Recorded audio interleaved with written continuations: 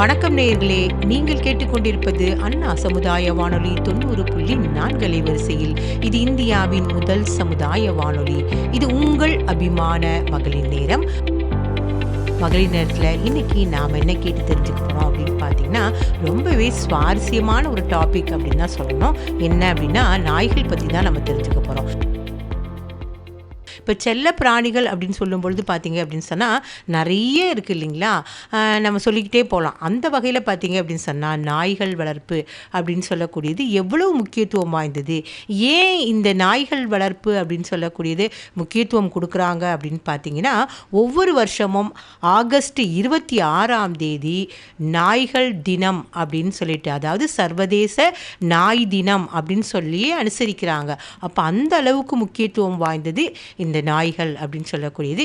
இதை பற்றி தான் இந்த நிகழ்ச்சி முழுவதுமே நம்ம கேட்டு தெரிஞ்சுக்க போகிறோம். என்ன நேயர்களே, நிகழ்ச்சியை கேட்கலாமா? நாய்கள் வளர்ப்பு இதை பற்றி ஒரு சிறு நாடகம் கோட்டூர்புர பெண்கள் வழங்க இருக்கிறாங்க. வாங்க கேட்போம். நாகேஸ்வரி அம்மா, வாக்கிங் வருவீங்க, நல்லா தெரியும். ஆனால் இன்றைக்கி பார்த்தா உங்கள்கிட்ட நாயே காணுமே. எப்பயும் நாயை பிடிச்சி கூட்டிகிட்டே வருவீங்களா? இன்றைக்கி எங்கே ஆளையே காணோம்? வாங்கம்மா, நான் நாய் வீட்டில் குளிக்க வச்சுக்கிட்டு இருந்தோம்மா இன்றைக்கி. அதனால் வாரத்தில் ஒரு நாள் குளிக்கிற நாள், அதனால தான் இன்றைக்கி நாய் பிடிச்சிட்டு வரல. நாளையிலேருந்து பிடிச்சிட்டு வந்துடுவோம். எங்கள் வீட்டில் ஒன்று மட்டும் இல்லைங்கம்மா, 4 நாய்கள் இருக்குது. ஐயோ, 4 நாய் வச்சுருக்கீங்களா? ஆமாம், சசி வருவாளே எப்பயும், அவள் ஒரு நாயை கூட்டிக்கிட்டு வருவாளே, அதோ வரா பாருங்களேன். வந்துட்டாங்க, வாங்க சசி. நான் அதோ வந்துட்டேம்மா. நான் எங்கே வரேன், நாய் தான் என்ன கூப்பிட்டு வருது. அதை சொல்லும் போத அது பார்த்தின்னு வச்சுக்கோ, என்ன தான் நம்ம சங்கிலி போட்டு கூட்டிகிட்டு வந்தால் கூட சரி, அது ஒரு பக்கம் நம்மளை இழுக்கும் பாரு, நம்மளால் பேலன்ஸ் பண்ணவே முடியாது. அதுவும் என் பையன் இருக்கான் பாரு, அவன் எப்போ என்ன தெரியுமா சொல்லுவான், எப்போ பாரு உனக்கு வேலை இல்லை, உன் நாய்க்கு வேறு வேலை இல்லை, எப்போ பாரு வாக்கிங் கூட்டிகிட்டு போன்னு சொல்லிக்கிட்டே இருக்கிற, நீ வேணும்னா கூட்டிகிட்டு போ அப்படின்னு சொல்லிகிட்டே போவான். ஆமாங்கம்மா, நீங்கள் சொல்கிறது கரெக்டு தான். நாங்கள் ஒரு குட்டி நாய்க்குட்டி வாங்கிட்டு வளர்த்திட்டு இருக்கிறோம். அது பார்த்திங்கன்னா புதுசுன்னு ரொம்ப அழகாக இருக்கும். வெளிநாட்டிலேருந்து வாங்கிட்டு வந்தோம். நம்ம எப்படி குழந்தைய வளர்க்குறோமோ அதே மாதிரி அந்த நாயும் குழந்தை போல் வளர்த்துவோம். அது வீட்டுக்குள்ளே மட்டும், வெளியிலலாம் விட மாட்டோம், வீட்டுக்குள்ளே மட்டும் அப்பப்போ வெளியே கூட்டிகிட்டு போவோம். அடுத்தது இன்னொன்று பார்த்திங்கன்னா, நாங்கள் விவசாயம் பண்ணுறதுனால காட்டில் நிறையா அந்த காட்டு எருமைகள், பன்னிங்க, இந்த மயில் இதெல்லாம் எங்கள் காட்டையே அழிச்சிரும். அதுக்குன்னு ஒரு நாய் வளர்க்குறோம் சொல்லி கொடுத்து. அது என்ன பண்ணுன்னா, இந்த வயல்லேருந்து மேலே வரைக்கும் ஓடி போய் எல்லாத்தையும் துரத்தி விட்டுட்டு வந்துடும். அதுக்குன்னு ஒரு நாய் வளர்த்துறோம். அப்புறம் பார்த்திங்களா, வாசல்லையே ஒரு நாய் இருக்கும். யார் வாசலுக்குள்ளே நுழைஞ்சாலும் அவங்கள உள்ளேயே விடாது. அதுக்குன்னு ஒரு நாய் வளர்த்துறோம். அப்புறம் நாங்கள் எங்கேயாவது போனோம்னா பின்னாடியே வந்துக்கிட்டு இருக்கோம். எந்த ஊருக்கு போனாலும் சரி, வாக்கிங் போனாலும் சரி, வயல் பக்கம் போனாலும் ஒரு நாய் வந்துக்கிட்டே இருக்கும். அதெல்லாம் பழக்கப்படுத்தி வச்சுருக்குறோம். அதனால தான் 4 நாய் வளர்த்துறோம். நீங்களாம் இது கேட்டிருக்கீங்களா, பார்த்துருக்கீங்களாம்மா? சசி, பாத்தியா, நாகேஸ்வரியமாக ஒரு குடும்பமே வச்சுருக்காங்க, நாய் குடும்பமே. பார்த்துக்கோ, 4 நாயாம். நம்ம ஒரு நாயை வச்சு மேய்க்கிறதே பெரிய விஷயமா இருக்குது. ஏன்னு வச்சுக்கோ, வீட்டில் பசங்க பண்ணுற தொந்தரவு தாங்க முடியல, அதுக்கு மேலே இந்த நாய்க்கு வேறு கரெக்டாக அந்த டைமுக்கு சாப்பாடு போடணும். ஆனால் அதுலேயும் ஒரு சுவாரஸ்யம் இருக்குது. என்னன்னு பார்த்தீங்கன்னா, இந்த நாய்க்கு நம்ம சாப்பாடு போடுறோம்ல, அது என்ன பண்ணணும் தெரியுமா, அழகாக வாலாட்டிக்கிட்டே அந்த டைம் வந்த உடனே நம்ம சாப்பாடு வைக்கலனாலும் சரி, பக்கத்துலேயே வந்து நிற்கும். அப்போ தான் நம்ம டைமை பார்ப்போம். ஐயோ, மணி 1:30 மணி ஆயிடுச்சு, இதுக்கு சாப்பாடு வைக்கல, அதனால தான் வந்துருச்சுன்னு. ஏன்னா அதுக்கு இருக்கக்கூடிய அன்பு பாரு, ரொம்ப ஒரு பாசம். அதே மாதிரி எப்பயுமே பாரு, நம்மளுடைய முதலாளிக்கு ரொம்ப விசுவாசமாக இருக்கும் இந்த நாய்கள் பொறுத்த வரைக்கும். அதான் நாய்கள் சொல்லுவோம் இல்லையா, நன்றி உள்ளது. மனுஷங்க கூட செஞ்ச உதவியை நம்ம மறந்துடுவோம், ஆனால் நாய் மறக்கவே மறக்காது. அதுதான் ஒரு பெரிய விஷயம். கரெக்டாக சொன்னீங்கம்மா. இப்போ நாங்கள் ஒரு நாய் வச்சு வளர்த்திட்ருக்குறோம். இப்போ ஒரு 3 மாதமாக தான் வளர்த்துறோம். அது என்னன்னா, நாங்கள் டீ குடிக்கும்போது அந்த டீயை கொடுத்து பழக்கிட்டோம். கரெக்ட் டைமுக்கு வந்து நிற்கும், கேட்குற மாதிரி டீ வேணும்னு கேட்கும், டீ கொடுத்தோமா குடிக்கும். அடுத்தது 1 மணி நேரம் கழித்து பிஸ்கட்டு கேட்கும். அந்த பிஸ்கட்டு கொடுத்ததையும் சாப்பிட்டு போய் படுத்துக்கும். அதுக்கு ஒரு மெத்தையெல்லாம் போட்டு வச்சுருக்கிறோம், படுத்துக்கும். கரெக்டாக அடுத்த நாள் பார்த்திங்களா, அதே டைமுக்கு டீ கேட்டுட்ருக்கோம். அது மாதிரி நம்ம பசங்க குழந்தைங்க என்ன மாதிரி வளர்த்துறோமோ அதே மாதிரி தான் தான் செல்ல பிராணிகள் அப்படிங்கிறது. அந்த நாயும் ஒன்று, அது வளர்த்திட்டு இருக்கிறோம். அது அவ்வளோ ஒரு அற்புதமாக இருக்குது. நாங்கள் இன்னமும் வளர்த்திக்கிட்டு தான் இருக்கிறோம். நம்ம சாப்பாடெல்லாம் போட்டு வச்சு சாப்பிடும்போது எதுலேயுமே வாய வைக்காது. அந்த அளவுக்கு நாங்கள் பாதுகாப்பாக வச்சுருக்கிறோம் செல்ல பிராணிகள். சரியா சொன்னீங்க நாகேஸ்வரிம்மா. எங்கள் வீட்டில் உள்ள நாய் எப்படி தெரியுமா, நாங்கள் வந்து குட்டியிலேருந்தே அந்த நாயை எடுத்துகிட்டு வந்துட்டோம். எங்கே அப்படின்னு பார்த்தீங்கன்னா, அது வந்து அடையாறில் ஒரு வீட்டில் இருந்தது. அவங்க ஆரம்பத்திலே பார்த்தீங்கன்னா அதுக்கு நெய் சாதம், அப்புறமே இந்த தயிர் சாதம் இது மாதிரியே போட்டு வளர்த்தாங்க. அது வந்த உடனே அந்த குட்டியிலேயே என்ன பண்ணுச்சு அப்படின்னு சொன்னால், இதையே நாங்கள் போடவும் சாப்பிட்டுக்கிட்டே இருந்தது பாருங்க. ஒரு டைம் என்ன நடந்தது அப்படின்னு சொன்னால், என் பொண்ணு என்ன பண்ணா, அன்னைக்கு வந்து நான்வெஜ் செஞ்சுருந்தோன்னா, அதாவது அந்த கோழி இறைச்சி இருக்கு இல்லையா, அது எப்படி அந்த வாசனையை பிடிச்சது என்னன்னு ஒன்றும் தெரியல. சும்மா ஒரு துண்டு எலும்பு தான் போட்ட செகண்ட் அது சாப்பிட ஆரம்பிச்சது பாருங்க. அதுலேருந்தே இந்த தயிர் சாதமாக இருந்தாலும் சரி, நெய் சாதம் எதையும் தொடர்ந்து கிடையாது பாருங்க. இப்போ மனுஷங்க சாப்பிட்ற மாதிரியே அதுவும் என்ன பண்ணிடுச்சு அப்படின்னு சொன்னால் நான்வெஜ்ஜுக்கு மாறிடுச்சு. அப்போ நாம் வந்து என்ன கொடுக்குறோமோ அதுக்கேற்ற மாதிரி தான் அந்த நாய்கள் சாப்பிடும் அப்படின்றது. அப்போ நாம் செய்யக்கூடிய தப்பு தான் நிறைய விஷயங்களில் அது விலங்குகளை கூட பாதிக்குதுன்னா பாருங்கள். கரெக்டாக சொன்னீங்கம்மா. இப்போ நாய் வந்து சும்மா வளர்க்குறது மட்டும் இல்லை, நம்மளுக்கு ஒரு பாதுகாப்பு என்னென்னா, அந்த பாம்பு பூச்சிப்புழுலாம் வருது பார்த்தீங்களா, அது வந்துருச்சுன்னா அது நான் குறைச்சி நம்மளை கூட்டிகிட்டு போய் அந்த இடத்துல காட்டி அந்த பாம்பை அடிக்கிற அளவுக்கு வந்து நம்மளை கொண்டு போய் விடுது அந்த நாய். ஆமாங்கம்மா, சொன்னீங்க, கரெக்டாக சொன்னீங்க. எங்கள் வீட்டாண்ட முந்தா நேற்று ஒரு பாம்பு வந்துச்சு பாருங்க. அடிச்சுட்டு உட்காந்துருக்கு. பாம்பு பார்த்தீங்கன்னா கீழே இருக்குது. நாய் குலைக்குது சொல்லிட்டு பையன் வந்து எட்டி பார்த்துட்டு, அம்மா யாரும் வரலம்மா அப்படி சொல்லிட்டு போயிட்டான். என்ன சசி சொல்கிறேன்?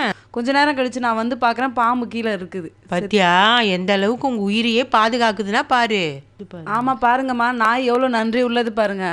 கரெக்டாக சொன்ன சசி. ஏன்னு வச்சுக்கோ, இந்த ஆபத்தான சூழ்நிலையில் தான் இந்த நாய்கள் வந்து நமக்கு உதவும். என்னென்னா, நாயை நம்ம வெளியில் கட்டி போட்டுடுறோமா, ஒரு திருட வரான் அப்படின்னு சொன்னால் இது என்ன பண்ணோம் அப்படின்னா, ஆல் சவுண்டு அதுக்கு தெரியும் இல்லையா, நம்ம வீட்டில் இருக்கவங்களுக்கும் மற்றவங்களுக்கும் உள்ள சவுண்டெல்லாம் அது நல்லா தெரியும். உடனே என்ன பண்ணிடும், குலைக்க ஆரம்பிச்சிடும். இப்படி தான் எங்கள் வீட்டில் நடந்த சம்பவம். என்ன அப்படின்னு சொன்னால், பக்கத்து வீட்டில் பார்த்தா அவங்க வீட்டில் அந்த நேரத்தில் அது காலையில் விடிஞ்ச பிறகு தான் எங்களுக்கு அதுவே தெரிஞ்சுது. பக்கத்து வீட்டில் அவங்க வீட்டில் எல்லா நகையும் பணம் எல்லாமே திருடிட்டான். இது அடுத்தது எங்கள் வீட்டுக்கு வரும்பொழுது எங்கள் வீட்டில் வாசலில் நாய் கட்டி போட்டிருப்போமா, இந்த நாய் என்ன பண்ணுச்சு அப்படின்னு சொன்னால் தொடர்ந்து குலைச்சிக்கிட்டே இருக்குது. சில நேரம் என்ன பண்ணோம் அப்படின்னா, அந்த மாடுகள்லாம் வரும் இல்லையா, அப்போ கூட குலைக்கும். நாங்கள் என்ன நினச்சோம், கொஞ்ச நேரம் வரைக்கும் இந்த மாடுகிட்ட ஏதாவது போகுது போல், அதனால தான் குலைக்குது போல் அப்படின்னு சொல்லிட்டு. இது என்ன பண்ணுது, டக்குன்னு பக்கத்தில் இருக்க அந்த தொட்டிலாம், அதாவது செடியெலாம் வச்சுருப்போம், இந்த தொட்டியை உருட்டுது, அதை பண்ணுது, இதை பண்ணுது, இங்கேயும் ஓடுது. அப்புறம் எங்கள் வீட்டில் வந்து அவங்க எட்டி பார்க்குறாங்க. வெளியில் வந்து பார்த்தா 2 பசங்க நிற்கிறானுங்க வாசலில். எப்படி ஏறுறது, எப்படி உள்ளே போகிறதுன்னு ஐடியா பண்ணுறானுங்களா என்னன்னு ஒன்றும் தெரியல. பாரு எந்த அளவுக்கு பாரு, நாய்கள் வளர்க்குறதுன்றது சாதாரண விஷயம் கிடையாது. அது நமக்கு வந்து நிச்சயமாக காவலைன்னா அது காலத்துக்கும் இருக்கும். அதில் தான் நன்றி உள்ளது அப்படின்னு சொல்லக்கூடியது. அம்மா, காவல் அப்படின்னு சொல்லும்போது ஞாபகம் வருது. இப்போ பார்த்தீங்கன்னா எங்கள் அப்பாவுக்கு வந்து உடம்பு சரியில்லை. அவங்க போய் குளிச்சிட்டு இருந்தாங்க. அவங்க குளித்து முடித்து வெளியே வர வரைக்கும் அந்த பாத்ரூமுக்கிட்டேயே படுத்திருக்கோம். அடுத்தது அவங்க வெளியே வரும்போது அவங்கள கூட்டிக்கிட்டே வந்து பெட்டு வரைக்கும் விட்டுட்டு போவோம்.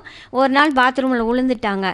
ஓடி வந்து எங்கள் தம்பி ஒய்ஃபை வந்து கூட்டிகிட்டு போய் அவங்கள காப்பாற்றுறதுக்கு புடவையை பிடிச்சி இழுத்துக்கிட்டு போய் அவங்கள காப்பாற்றி தூக்கி உட்கார வச்சு கூட்டிகிட்டு வர்றது அளவுக்கு கிச்சனில் வந்து அந்த நாய் வந்து கூட்டிகிட்டு போயிடுச்சு.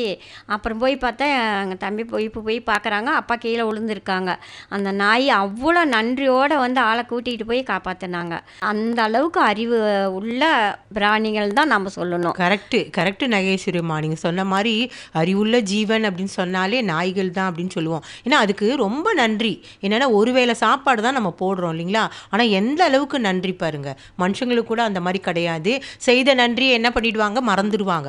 ஆனால் நாய்கள் அப்படி கிடையாது பாருங்கள். பாருங்களேன், ஏன்னா அந்த நேரத்தில் யாருமே கிடையாது. ஆனால் நாய் பாரு சசி, பாத்தியா நாய் எந்த அளவுக்கு கூட்டிகிட்டு போய் அந்த நேரத்தில் அவங்களுக்கு வந்து ஒரு உதவி செஞ்சுருக்கு பாரு. கீழே விழுந்துட்டு ஏதாவது ஆயிருந்ததுன்னா என்ன ஆயிருந்திருக்கும் இல்லையா, உடனே இப்போ அவங்க போய் பார்த்துருக்காங்க, அவங்களுக்கு வந்து தேவையான உதவியெல்லாம் செஞ்சுருக்காங்க. பாரு எவ்வளோ பெரிய விஷயம் இல்லையா. ஆமாம், நாங்கள் 3 கிலோமீட்டர் அளவுக்கு போய் தான் நாங்கள் பஸ் ஏறுவோம். அந்த 3 கிலோமீட்டர் தூரம் ஓடி வந்து நாங்கள் பஸ் ஏறுற வரைக்கும் நின்று பஸ் ஏறின பிறகு தான் நாய் வந்து வீட்டுக்கே போகும். அந்த அளவுக்கு நாங்கள் வளர்த்தி வச்சுருக்குறோம். அந்த அளவுக்கு வந்து அவ்வளோ அறிவானது நாய்கள், அப்படி தான் சொல்ல முடியும். கரெக்டு கரெக்டு நீங்கள் சொன்ன மாதிரி தான். ஏன்னா எங்கள் வீட்டில் நடந்த ஒரு சம்பவம் என்ன அப்படின்னு சொன்னால், எங்கள் அப்பாவுக்கு வந்து நாய்னா ரொம்ப பிடிக்கும் பாருங்க. அதனால இந்த சின்ன வயசுலேருந்தே நாய் வளர்த்தோம். அது என்ன நடக்கும் அப்படின்னு பார்த்தீங்கன்னா, எங்கள் அப்பா ஆஃபீஸ் விட்டு வராங்க அப்படின்னு சொன்னால் இதுக்கு கரெக்டாக டைம் தெரியும். உடனே ஓடி போய் வேகமாக 2 காலையும் வச்சு, அவங்க ஒயிட் ஷர்ட் வேறு போட்டிருப்பாங்களா, அந்த கால் வச்சு அப்படியே மேலே ஜம்ப் பண்ணும் பாருங்க. அழுக்கெல்லாம் அப்படியே ஆகிடும். ஆனால் கூட எங்கள் அப்பாவுக்கு அந்த அன்பு, அது அப்படியே நாக்க வச்சு அப்படியே மேலெல்லாம் பார்த்தீங்கன்னு சொன்னால் அந்த அன்பை வெளிப்படுத்துது. அதுக்கு எப்படி பேச தெரியாது இல்லையா, அதனால அந்த அன்பை அப்படி வெளிப்படுத்துது பாருங்க. உடனே எங்கள் அப்பா தடவி கொடுத்து வீட்டுக்கு வந்து அந்த வர்க்கியோ இல்லைனா அதுக்கு பிஸ்கெட் ஏதாவது போட்டாங்கன்னா அப்புறமேட்டு தான் அமைதியாகும். இப்படியே கொஞ்ச நாள் நடந்துக்கிட்டே இருந்தது. ஆனால் ஒரு நாள் என்ன நடந்தது அப்படின்னு சொன்னால், நாங்கள்லாம் ஊருக்கு போயிட்டோமா, பெரியப்பா பையனுக்கு கல்யாணம், அதனால குடும்பத்தோடு எல்லாருமே சேர்ந்து போயிருந்தோம். அப்போ இந்த நாயை என்ன பண்ணுறது அப்படின்னு நினைக்கும் பொழுது என்ன நினச்சோம் அப்படின்னா, கதவு ஓரத்தில் வெளியில் தான் கட்டி போட்டு போயிருந்தோம். அது மட்டும் இல்லை, பக்கத்து வீட்டில் அவங்கள்ட்ட சொல்லிவிட்டு கொஞ்சம் சாப்பாடு ஒண்டி வச்சுடுங்க, எப்படி 2 நாள் ஆகிடும் நாங்கள் வரதுக்கு அப்படின்னு சொல்லியிருந்தோம். அவங்களும் சரி ஓகே நான் பார்த்துக்கிறேன், நீங்கள் போயிட்டு வாங்க அப்படின்னு சொல்லிட்டாங்க. ஆனால் முதல் நாள் நாங்கள் போன அன்னைக்கு என்ன நடந்திருக்கு அப்படின்னு சொன்னால், சாப்பாடு வச்சோடனே அப்படியே சாப்பிட்டுக்குச்சு. அப்புறமே மறுநாள் பார்த்தீங்கன்னா நைட்டோட நைட்டாக இது வந்து செயின் அறுத்துக்கிட்டு வெளியில் போயிடுச்சு போல். பக்கத்தில் வந்து இந்த கறிக்கடை இருந்திருக்கு. இந்த கறிக்கடையில் இது போய் போய் சாப்பிட்ருந்துருக்கு. இந்த அம்மா பார்த்துருக்காங்க. அப்புறம் கட்டி போடலாம் அப்படின்னு நினைக்கும் போது இதை தப்பிச்சு ஓடிடுச்சு. ஆனால் மறுநாள் பார்த்தீங்க அப்படின்னு சொன்னால், இது என்னென்னா அந்த கறிக்கடைக்காரன் சுட சுட தண்ணி, ஏன்னா அந்த கோழியெல்லாம் வந்து சாவடிக்கிறதுக்காக வெண்ணி தண்ணியை வச்சு அதில் அப்படியே முக்கிடுவானுங்க. அதே மாதிரி அந்த வெண்ணி தண்ணியை எடுத்து இந்த நாய் மேலே ஊற்றிட்டான். ஊற்றின உடனேயே அந்த நாய் பாவம் வலி தாங்க முடியாமல் அப்படியே வெந்து போய் அந்த தோலெல்லாம் வேற கருகி போய் ஒரு மாதிரி ஆயிடுச்சு. எங்கள் அப்பா வந்து அதை பார்த்த உடனே அப்படியே ஷாக் ஆகிட்டாங்க. என்னடா இப்படி ஆயிடுச்சுன்னு போயிட்டு அந்த கறிக்கடைக்காரனை போய் நல்ல 4 அடியே கொடுத்துட்டாங்க. போயிட்டு, நீ எப்படி அந்த வாயில்லா ஜீவனை இப்படி ஊற்றலாம், நீ கறி போடாமல் விட்டுருந்தா கூட ஒன்றும் பிரச்சனை இல்லாமல் போயிருந்துருக்கோம், அதை போய் இப்படி நீ சாவடிக்கணும்னு ஒன்று எத்தனை நாள் வெறி இருந்தது அப்படின்னு போய் நல்லா அடிக்கவே செஞ்சுட்டாங்க உட்காந்து. அதுக்கப்புறமே பார்த்தா இந்த நாய் வந்து ஒரு வாரம் வரைக்குமே நாங்கள் இந்த ஆயில்மெண்ட்டு அதெல்லாம் போட்டு பார்த்தோம். ஆனால் அது பிறகு இறந்துருச்சு. எங்களுக்கு ரொம்ப கஷ்டமாக போயிடுச்சு. அதுலேருந்து இனிமேல் நாயே வளர்க்கக்கூடாது அப்படின்னு முடிவு பண்ணிட்டோம். ஆனால் கூட என்ன பண்ணுறது, எங்கள் வீட்டுக்கு வந்த பிறகு எங்கள் வீட்டுக்காரங்க அவங்க எப்போ பார்த்தாலும் சரி கூடையே நாய் சுற்றிக்கிட்டே இருக்கணும். நான் சாப்பிட்டேனான்னு கேட்க மாட்டாங்க. ஆனால் வந்த உடனேயே நாய் சாப்பிட்டுச்சா, நாய்க்கு சாப்பாடு வச்சுட்டியா அப்படின்னு தான் கேட்பாங்க. நானே சொல்லுவேன், நாய் கூட பரவாயில்ல, ஒரு மதிப்பு இருக்குது, எனக்கு அந்த மதிப்பு கூட இல்லையா, நான் சாப்பிட்டேனான்னு கேட்கவே மாட்டேன்றீங்க ஒரு நாள் கூட, அப்படிலாம் வேறு நான் சொல்லியிருக்கேன் நான். ஆனால் எங்கள் வீட்டில் என்ன நாயினா, இந்த நாய் என்ன பண்ணோம் அப்படின்னு சொன்னால், கரெக்டாக ஏசி ஆன் பண்ண உடனேயே உள்ளே வந்து டக்குன்னு வந்து படுத்துக்கும். கதவை எப்போ திறப்பாங்க, அது கரெக்டாக உள்ளே வந்து படுத்துக்கும். பாவம் இல்லையா, அது கூட அந்த வெயில் தாங்க முடியல, அதுவும் வந்து ஏசியில் வந்து படுத்துக்குது. எல்லோரும் வரவங்களாம் சொல்லுவாங்க, நீங்கள் தான் ஏசியில் படுத்துருக்கீங்க, நாயுமா ஏசியில் படுத்துருக்கோம் அப்படின்னு. நான் சொல்லுவேன், இது பணக்கார வீட்டு நாய், அப்படி தான் படுத்துருக்கோம் அப்படின்லாம் நாங்கள் சொல்கிறது வேறு, கிண்டலுக்கு வேறு. ஏன்னா அந்தளவுக்கு நன்றியுள்ள பிராணி. ஏன்னா எங்கே போனாலும் சரி வீட்டை வந்து காவல் காக்கிறது அப்படின்னு சொல்லும் பொழுது நாய்க்கு தான் ரொம்ப முக்கியத்துவம் அந்த அளவுக்கு. அதுதான் என்ன சொல்கிறாங்க அப்படின்னு சொன்னால், பூமியில் தன்னை நேசிப்பதை விட உன்னை நேசிக்கும் ஒரே ஜீவன் நாய் தான் அப்படின்னு ஒரு வசனமே இருக்குன்னா பாரு. ஆமாம், நீங்கள் சொல்லும் போது தான் எனக்கு ஒரு விஷயம் ஞாபகம் வருது. நீங்கள் உங்கள் பாப்பா எலும்பு வச்சு தான் நாய்க்கு பழக்கம் பண்ணிட்டான்னு சொன்னீங்கல்லம்மா, நான் கறி சோறு போட்டால் தான் சாப்பிடுன்ட்டு. இது அதே பழக்கம் தான் நானும் பண்ணி வச்சுருந்தேன். பால் சாதம் தயிர் சாதம் போட்டு. என் பையன் ஒரு நாள் ஐஸ்கிரீம் கொஞ்சம் கொடுத்துட்டான் அந்த நாய்க்கு. அது பாருங்கள், இப்போ ஐஸ்கிரீம் வண்டி வந்த சவுண்டு கேட்டாலே எனக்கு ஐஸ்கிரீம் வேணும்னு அடம் பண்ணுது. பசங்க கூட ஐஸ்கிரீம் கேட்க மாட்றாங்க, ஆனால் அது வாங்கி தரலன்னா அழுகுற சவுண்டெல்லாம் கொடுக்குது. பாரியா, ஆக்ஷன்லாம் பண்ணி பிறண்டு வாங்கி கொடுக்குற வரையும் அதை விட மாட்டேங்குது. நாய்க்கு கூட நாம் என்ன கொடுக்குறோமோ அதை பொறுத்து தான் அங்கே மாற்றம் நிகழுது. பாரியா, நாய் கூட ஐஸ்கிரீம் சாப்பிடுதான் ஆச்சரியமாக இருக்குல்ல. அம்மா நாகேஸ்வரி அம்மா, நாயெல்லாம் நீங்கள் எப்படி பராமரிக்கிறீங்க? 4 நாய் வேற வச்சுருக்கேன்னு சொல்கிறீங்க. நான் ஒன்றை வச்சுட்டு என்னால் அது மல்லு கட்ட முடியல. என் பையன் தான் அதெல்லாம் பராமரிக்கிறான். நீங்கள் அதை எப்படி பராமரிக்கிறீங்க கொஞ்சம் சொல்லுங்கம்மா. அது ஒன்றும் இல்லை சசி, நாய் பராமரிக்கிறது ஒரு பெரிய விஷயமே இல்லை. அதுக்கு வந்து ஒவ்வொரு டேட் வரும்போது கரெக்டான ஊசி போடணும். அந்த நாய் மேலே வந்து உண்ணி இருக்கும் பார்த்துருக்கீங்களா, அதெல்லாம் வராமல் இருக்கிறதுக்கு நம்ம என்ன பண்ணணும் அப்படின்னா சோப்பு, அதுக்குன்னு நாய்க்குன்னு ஒரு சோப்பு சேம்பெல்லாம் இருக்குது, அதெல்லாம் வாங்கி என்ன பண்ணுவோம்னா அதெல்லாம் குளிப்பாட்டுவோம். வாரத்தில் 2 நாள் 3 நாள் கூட குளிப்பாட்டுவோம். இப்படி தான் நாங்கள் பராமரிச்சிட்ருக்குறோம். நாகேஸ்வரிம்மா, நீங்கள் பராமரிக்கிறத பற்றி சொன்னீங்களே, ஐயோ அப்பா, எங்கள் வீட்டில் நடக்குது பாருங்கள் கதை. என்ன கதைனா, இவங்க பார்த்தீங்கன்னா இதுக்குன்னு தனியாக ஒரு ஷாம்பு சோப்பு எல்லாம் வச்சுருப்பாங்க. நான் சொல்லுவேன், நம்ம தான் போடுறோம்ல, அந்த சோப்பையே போடுங்களேன்ப்பா அப்படின்னு சொன்னால், ஐயோ அதெல்லாம் போடக்கூடாது, அதுக்கு வந்து நிறைய உண்ணிலாம் வந்துடும், அதனால் நாய்க்குள்ள ஷாம்பு அதை தான் போட்டாகணும் அப்படின்னு சொல்லுவாங்க. இது என்னென்னா, இந்த நாயை வளர்க்குறதுன்றது வந்து சாதாரண ஒரு விஷயம் கிடையாது. என்னென்னா, இதுக்குன்னு கரெக்டான பராமரிப்புன்றது ரொம்ப முக்கியமான ஒரு விஷயம். அதுக்கான தடுப்பூசி சரியான முறையாக போடணும். ஏன்னா நாய் கடிச்சிச்சுன்னா தொப்புளை சுற்றி ஊசி போட்டு ஆடணுமே, நம்ம யாருக்கு பதில் சொல்ல முடியும் இல்லையா? இன்றைக்கி நிறைய சம்பவங்கள்லாம் அது மாதிரி நடக்குது. வாக்கிங் போகும்போதே பார்த்தீங்க அப்படின்னு சொன்னால் அந்த நாய் வந்து போய் கடிச்சிடுது அப்படின்ற மாதிரிலாம் நம்ம கேட்டிருக்கோம் இல்லையா? அதுக்காக தான் என்ன பண்ணுறாங்கன்னா, சரியான முறையில் நாயை வளர்க்குறோன்னா அதுக்கு தடுப்பூசி அப்படின்றது ரொம்ப அவசியமான ஒன்று. அடுத்தது என்னென்னா, அந்த பராமரிக்கிறதுல கரெக்டாக அதை வந்து சரியாக குளிப்பாட்டி அதை வந்து முறைப்படி வச்சுருக்கணும். ஏன்னா நம்ம வீட்டுக்குள்ளே வரதுனால நமக்கும் அது வந்து இன்ஃபெக்ஷனை ஏற்படுத்தும். அப்படின்றதுனால தான் அதை வந்து முறையாக செய்யணும். அது ஒன்று. அடுத்தது என்ன அப்படின்னு சொன்னால், அதற்கு இப்போ நம்ம வீட்டுக்குள்ளே வரும்பொழுது அதற்கான விரிப்புகள், அதுக்குன்னு தனியாக பெட்டு அப்படிலாம் நம்ம போட்டு வச்சுருந்தோம்னா ஓகே. ஏன்னா இந்த நாய் முடியெல்லாம் உதிர்ந்துச்சு அப்படின்னு சொன்னால் சுவாசிக்கும் பொழுது அது நம்ம மூக்குக்குள்ளே போய் அது வந்து சுவாச தொந்தரவுகள்லாம் ஏற்படுத்தும் அப்படின்ற மாதிரிலாம் இருக்குது. அதனால் நாய் வளர்க்குறதுன்றது வந்து அதுக்கேற்ற மாதிரி ஒரு பராமரிப்பு அப்படின்றது வந்து ரொம்ப முக்கியமான ஒரு விஷயம். என்ன நேயர்களே, நாடகத்தை கேட்டிங்களா? தொடர்ந்து நாய்கள் தினம் பற்றி, நாய்களுடைய வளர்ப்பு பற்றி நம்ம ஒரு சிறு நேர்காணல் கேட்க இருக்கிறோம். வாங்க கேட்போம். நேயர்களே, நான் உங்கள் லூசியா. இன்றைய நேர்காணலில் நாம் சந்திக்கவிருப்பது ஓய்வு பெற்ற கால்நடைத்துறை அதிகாரியான டாக்டர் ரத்தினசுவாமி அவர்களை. இவர் தமிழ்நாட்டில் உள்ள பல்வேறு ஊர்களில் கால்நடை பண்ணைகளிலும் மற்றும் பல கால்நடைத்துறை சம்பந்தப்பட்ட அலுவலகங்களிலும் பணிபுரிந்து ஓய்வு பெற்றவர். வணக்கம் டாக்டர் ரத்தினசுவாமி அவர்களே, உங்களை எங்கள் நேயர்களுக்காக சந்திப்பதில் பெரும் மகிழ்ச்சி அடைகிறோம். வணக்கம்மா. என்னை இந்த நிகழ்ச்சிக்கு அழைத்ததற்காக அண்ணா சமுதாய வானொலிக்கும் உங்களுக்கும் மிக்க நன்றி. இங்கு வருகை தந்ததற்கு மிக்க நன்றி டாக்டர். உலக நாய்கள் தினம் என்று ஒரு தினம் ஒவ்வொரு ஆண்டும் கொண்டாடப்படுகிறது. இன்று உங்களை சந்தித்து நாய்களை பற்றிய பல முக்கிய விஷயங்களை பகிர்ந்து கொள்வதில் எங்களுக்கும் பெரும் மகிழ்ச்சி டாக்டர். இது எப்போது யாரால் துவங்கப்பட்டது என்பதை பற்றி கொஞ்சம் கூற முடியுமா டாக்டர்? இது அஃபீஷியலாக 2004 துவங்கப்பட்டாலும் இவ்வாறான நாய்களையும் அவற்றின் பங்களிப்பையும் அங்கீகரிப்பதற்கான விதைகள் பல ஆண்டுகளுக்கு முன்பாகவே விதைக்கப்பட்டு விட்டது. 20ஆம் நூற்றாண்டுக்கு சென்று பார்த்தோமானால் கொலின் பாய் என்பவர்தான் இந்த சர்வதேச நாய்கள் தினம் உருவாவதற்கு முக்கிய காரணமாக இருந்தார். இந்த விலங்குகள் நலத்திற்காகவே தனது வாழ்க்கையை அர்ப்பணித்தவர். இவர் தனது குழந்தை பருவத்தில் ஷெல்டி என்னும் நாய் தெருவில் அவஸ்தை பெறுவதை கண்டு தாழ முடியாமல் அதை எடுத்து வளர்த்தார்.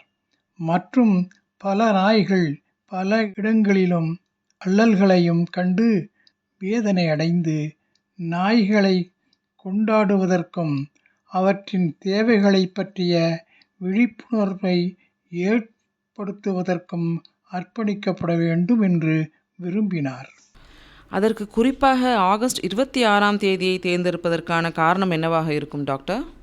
அதற்கும் கண்டிப்பாக ஒரு காரணம் இருக்குமா. அதாவது அவங்க தத்தெடுத்து வளர்த்தாங்கன்னு சொன்னேன் இல்லையா. ஷெல்டா என்னும் நாய் இந்த ஆகஸ்ட் 26ஆம் தேதி தான் ஷெல்டி அவங்க கைகளுக்கு முதலாக கிடைத்தது. அந்த முதலாம் வருடத்தினை கொண்டாடுவதற்காகவே இது துவங்கப்பட்டது. ஓ, நல்ல தொடக்கம்தான் டாக்டர். இது எப்படி இவ்வளோ பெரிய கொண்டாட்டமாக மாறியது டாக்டர்? அது பற்றி கேட்க வேண்டுமாம்மா? இந்த காலத்தில் ஒரு மூலையில் நடக்கும் செய்தி உலகம் முழுவதும் காட்டுத் தீயைப் விட வேகமாக பரவுவதற்கு பல வலைதளங்கள் உள்ளன. 2004லேயே ஆன்லைன் சமூக வலைதளங்கள் மற்றும் மீடியா கவரேஜ் மூலம் அதிவேகமாக பரவத் துவங்கியது. அதற்கு பிறகு கேட்கவா வேண்டும்? உலகம் முழுவதும் பலவிதமான நாய் பிரியங்கள் தாங்களும் இதனை பின்பற்றி இந்நாளை சர்வதேச நாய்கள் தினமாக தொடர்ந்து கொண்டாடி வருகிறார்கள். கேட்கவே மிகுந்த சுவாரஸ்யமாக உள்ளது டாக்டர். மேலும் இந்நாளை எவ்வாறெல்லாம் நாய்களுக்கான முக்கியத்துவத்தை கொடுத்து கொண்டாடுகிறார்கள் டாக்டர்? வருடங்கள் செல்ல செல்ல இந்நாள் உலகம் முழுவதும் கொண்டாடக்கூடிய ஒரு முக்கிய நாளாக உருவாகி உள்ளது. அதுவும் பல்வேறு விதங்களிலே இதனை கொண்டாடுகிறார்கள். உதாரணத்துக்கு, நாய்கள் அணிவகுத்து நடந்து வரும் ஃபேஷன் ஷோ, ஆடைகளை விதவிதமாக அணியும் போட்டிகள், இன்னும் சொல்லப்போனால் நாய்களை தத்தெடுக்கும் நிகழ்வுகளையும் நிகழ்த்துகிறார்கள். மற்றும் நாய்களை பற்றிய விழிப்புணர்வுகளை மக்களிடையே ஏற்படுத்துவதற்கான கலந்துரையாடல், நெறிமுறையான நாய் வளர்ப்பு நடைமுறைகள் மற்றும் நாய்களை சரியாக எப்படி பராமரிப்பது, தத்தெடுப்பதுதான் அவசியம் பற்றிய முக்கியமான உரையாடல்களும் நடைபெறுகிறது. இவ்வளவு நிகழ்வுகள் நம் செல்ல பிராணிகளுக்காகவே இவ்வுலகில் நடைபெற்று கொண்டிருக்கிறது என்பதை நம்ப முடியவில்லை டாக்டர். இது தவிர்த்து இன்னும் எவ்வாறெல்லாம் நாய்களுக்கு உதவக்கூடிய வகையில் நாம் நம்மை வளர்த்து கொள்ளலாம் டாக்டர்? அதையும் இந்நாளில் பல விதங்களிலே செய்து வருகிறார்கள்.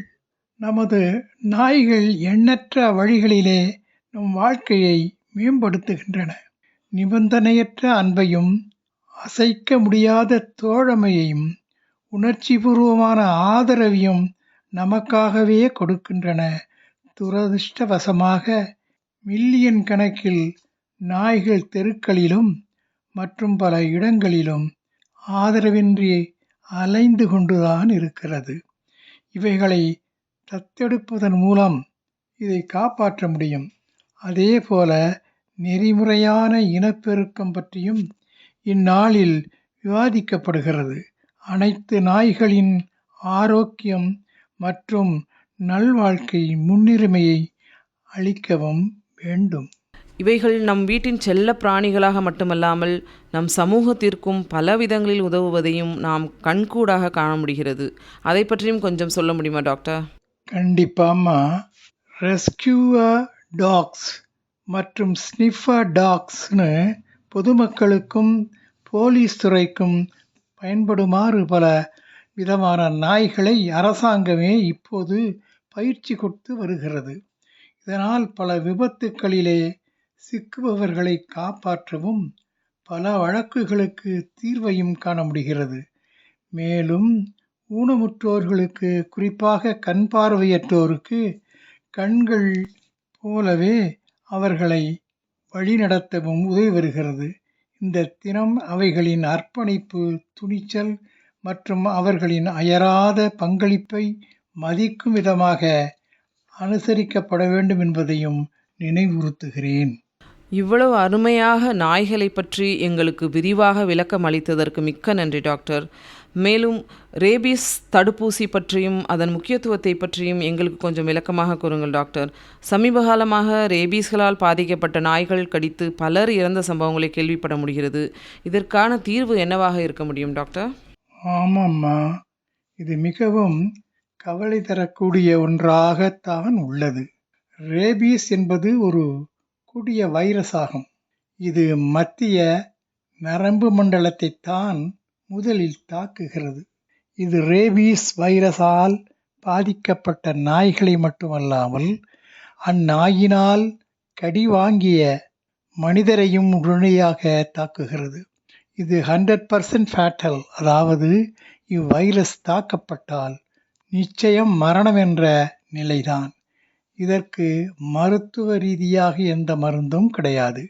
எனவே நாய் வளர்ப்பவர்கள் மிகவும் முக்கியமாக கவனிக்கக்கூடிய ஒன்று, நமது வீட்டில் வளர்க்கப்படும் நமது செல்ல பிராணிகளுக்கு ரேபீஸ் தடுப்பூசி முதலிலே போட்டுத்தான் அதனை வீட்டிற்குள் அழைத்து வர வேண்டும்.